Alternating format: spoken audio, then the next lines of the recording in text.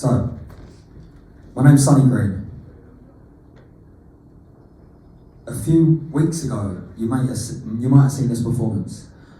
I performed a spoken word piece called This Is What England Means to Me on Britain's Got Talent, and for the most part, it got a massive standing ovation, and it went down really well. It's a poem about what England means to me, and it leans on all the good bits about what shapes our country. For me. And some people, there was a bit of backlash, not loads, but there was a little bit of backlash due to some of the things that I said in the poem regarding some of my friends, the immigrants, and that's what shaped this talk actually. Some people said that I was a traitor, and some said that we should deport all immigrants, and that I should be deported with them because of what I said. I thought it was a bit strong, to be honest. But I also thought if they had an insight into my life, then they'd understand why I feel so strongly about the way I do when it comes to some of my mates. So, this is me. Yes, I'm a poet and an artist and a musician, but I'm also a market trader. And most Sunday mornings, I'm down at boat sale, in between Southend and London, at a place called Dunton Market.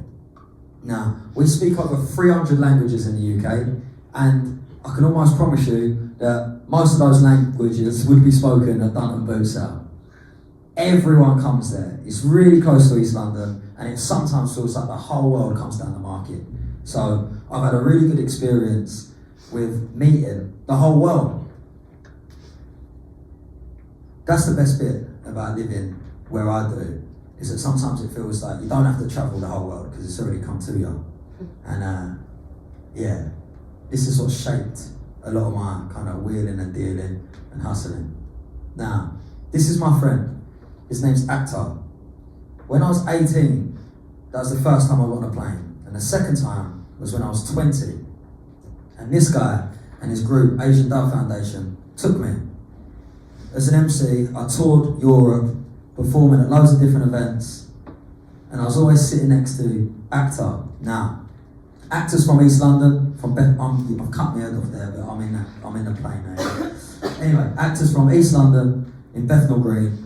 And he would mix it up when he was on a phone call speaking to his family on the way out. Half of it was in Cockney, and the other half was in Bengali, in his dialect, which was Sylhet.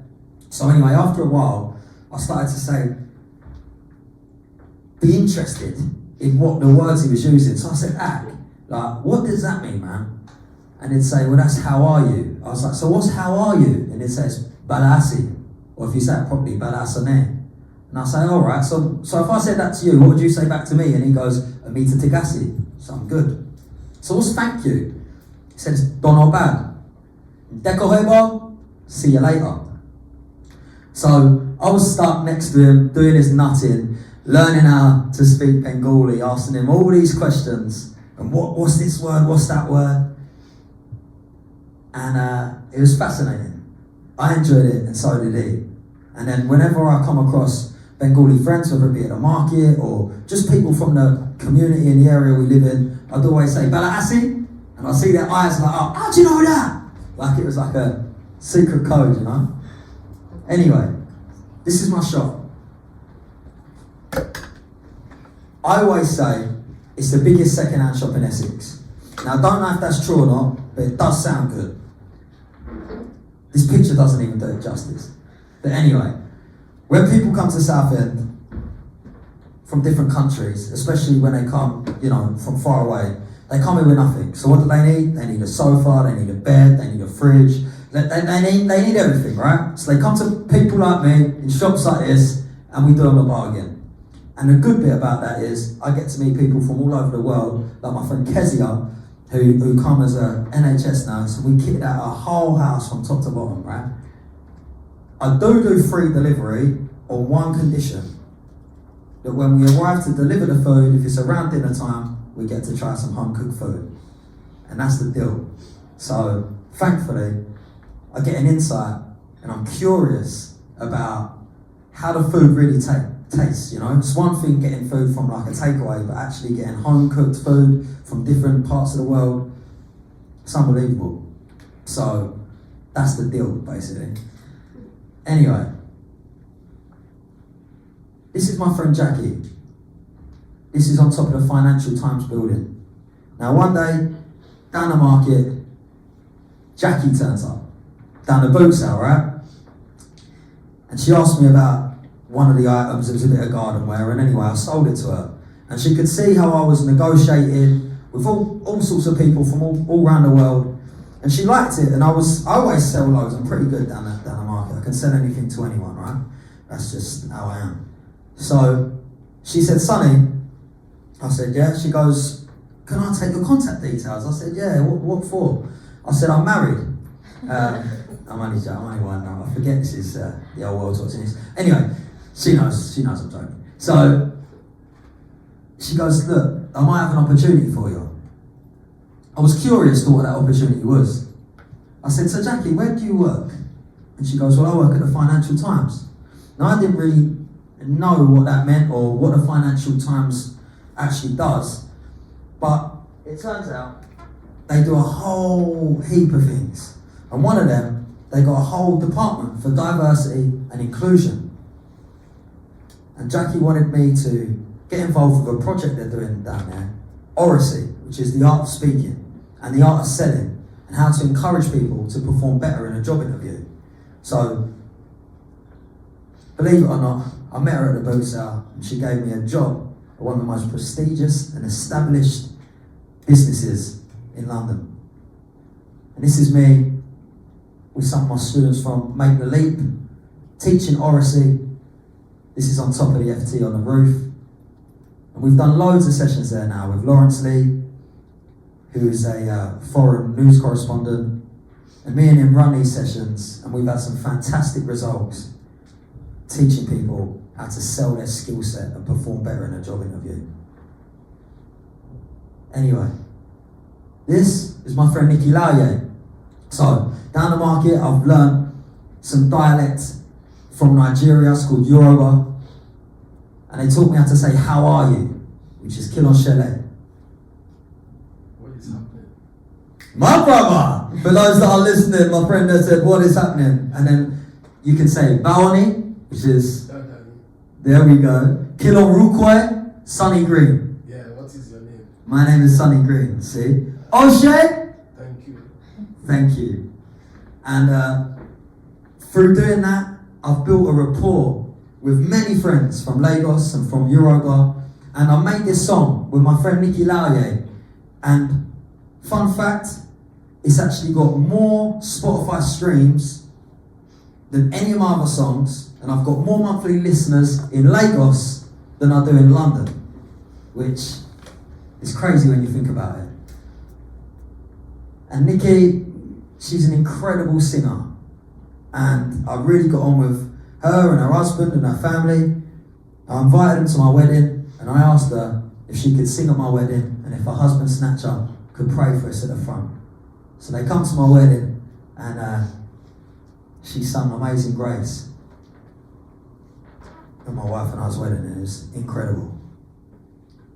And to think that, sometimes when people talk about immigration in our country and sending my friends home, quote unquote, it really does hit my heart a little bit, because for me, I've built connections with people from all over the world through living in a diverse area and in diverse communities, and I really think it's not our weakness, but it's our strength. My friend Kezia, she called me up, and she was the lady who bought some furniture off me. She bought some furniture off me in October, and in December she gave me a phone call, and she said, Sonny, you've got to come pick it all up. And I said, why? And she says, I'll tell you when you get it. Anyway, she got a lovely little house right next to the hospital. All was going well. And when I turned up, she said that unfortunately she'd been conned, and And the person that she's been renting this house off is renting it off someone else, and they're not allowed to sublet. This was on December the 23rd. She was an Indian lady, she was a Christian, and I said, so where are you going to celebrate Christmas? And she said, well, we're not, we're just going to go to the hotel. And I remember that biryani that she cooked me when I went round her house and to deliver that furniture. And I said, Kezia, this ain't a big deal, don't make it one, but you're coming to Christmas with me. So it gave me the opportunity to have Kezia and her family around mine for Christmas dinner. And that was one of the best things, one of the best Christmases I've ever had. So this is Kezia, her husband, and her two beautiful sons. And to me, that's what being English is about. It's about loving each other, about being curious, and about connecting, and not being ignorant or close-minded. But it goes a long way. You know, I want to leave you with this. If you've got any friends, or if you've got people in your community, or people that speak other languages, what I'd like to encourage you to do is ask them how to say, how are you? How to say thank you? And how to say hello. Just ask them. Have the courage to. See your response. And see what it's like when you meet people from these different communities and you practice what you've learned. I'd also ask you to be curious and not to be afraid, not to be scared of different cultures and things that are different. Because if you're like me, you never know what doors open for you. And finally, not to see diversity as a thing that's going to hold you back, but in fact, it can potentially create opportunities for you to get to know yourself, to get to know this country, and to get to know the world a little bit more from who your neighbours are. And here's what England means to me. When it's sunny, it's too hot. When it's cold, the weather's rubbish and nothing's ever quite good enough, but that's exactly how we like it. England to me is a cup of tea. Being asked how many sugars are saying none, I'm sweet enough. It's sarcasm, banter, bravado, the way we talk without saying much at all. It's not, where are you from? It's who do you support? It's how's your mum? Is she alright?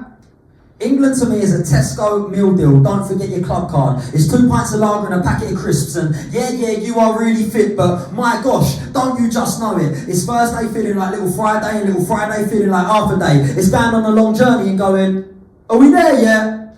It's 2 seconds that really means 5 minutes, and 5 minutes that really means 20. It's Turkish barbers with the sharpest trim. It's the shopkeeper letting you off 20p on your skin. It's English neighbours saying, happy Eid, mate.